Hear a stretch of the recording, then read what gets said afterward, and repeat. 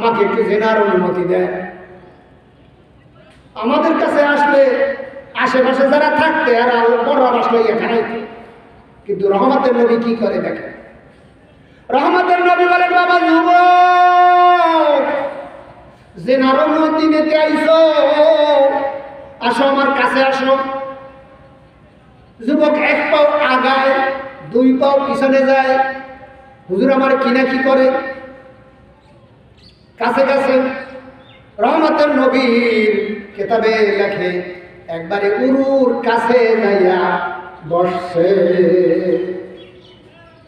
এবার বলতেছে, যুবক হুজুর বেয়াদবি মাফ করবেন, আমাকে একটু জেনা অনুমতি দেন, জেনার পারমিশন দেন, জেনার লাইসেন্স দেন। হুজুর বলতেছেন, বাবা যুবক, তুমি আমার একটা কথা শোনো। তুমি যে নারীর সঙ্গে জেনা করবে, সে হয়তো কারো মা হবে। তোমাকে আমি একটু বুঝ দেওয়ার জন্য বলতেছি, শোনো।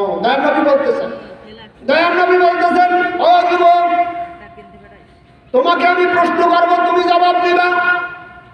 তুমি যে কর্মটা করতে যাচ্ছ, এই কর্ম যদি তোমার মায়ের সঙ্গে কেউ করতে আসে, তুমি কি সহ্য করবা?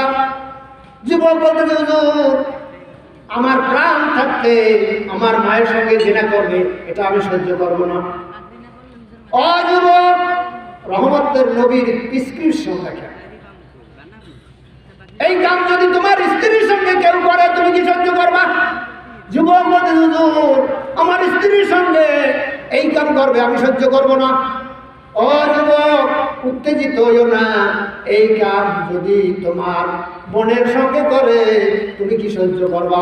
না হুজুর, আমি সহ্য করব না।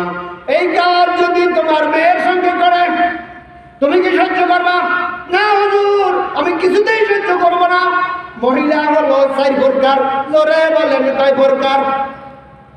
কথা আসতেছে না? 4 প্রকার। আপনার মাইয়া পোলা কি চলে যাইবে কথা কইলে? 1 নম্বরে মা, 2 নম্বরে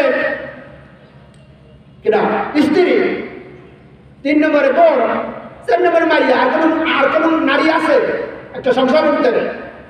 হুজুর বলতেছেন, ও যুবক, তোমার মায়ের সঙ্গে করলে তুমি সহ্য করবে না, তোমার বোনের সঙ্গে করলে তুমি সহ্য করবে না, তোমার স্ত্রীর সঙ্গে করলে তুমি সহ্য করবে না, তোমার মেয়ের সঙ্গে এই জেনা করলে যদি তুমি সহ্য না করো, তাহলে তুমি যার সঙ্গে জেনা করতে যাবা, সেও তো কারো মা হবে, সেও তো কারো স্ত্রী হবে, সেও তো কারো বোন হবে, সেও তো কারো মেয়ে হবে। যুবক হুজুর গো, এত সুন্দরভাবে যুক্তি দিয়া কোনদিন আমাকে ইসলামের কথা শোনায় নাই। আজকে আমার কলিজায় আঘাত লেগেছে, টনক নড়ছে, ব্রেনে আমার কাজ করতেছে। হুজুর আমার প্রস্তাব ভুল হয়েছে, আমাকে কলেমা পড়াইয়া মুসলমান বানাইয়া দেন। লা ইলাহা ইল্লাল্লাহু মুহাম্মাদুর রাসূলুল্লাহ। আল্লাহ আল্লাহ আল্লাহু লা ইলাহা ইল্লাহু, আল্লাহ আল্লাহ আল্লাহু লা ইলাহা ইল্লাহু।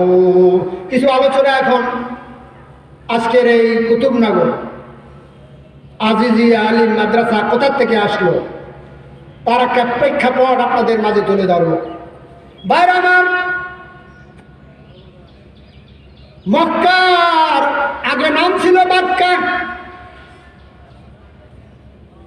আল্লাহ রাব্বুল আলামিন বলেন, ও ফেরেশতারা রে, আমি একখানা ঘর বানাবো, ঘরখানা তৈরি করো। ফেরেশতারা ঘর তৈরি করলেন। হযরত আদম আলাইহিস সালাম সর্বপ্রথম ওই ঘর তৈরি করেছেন।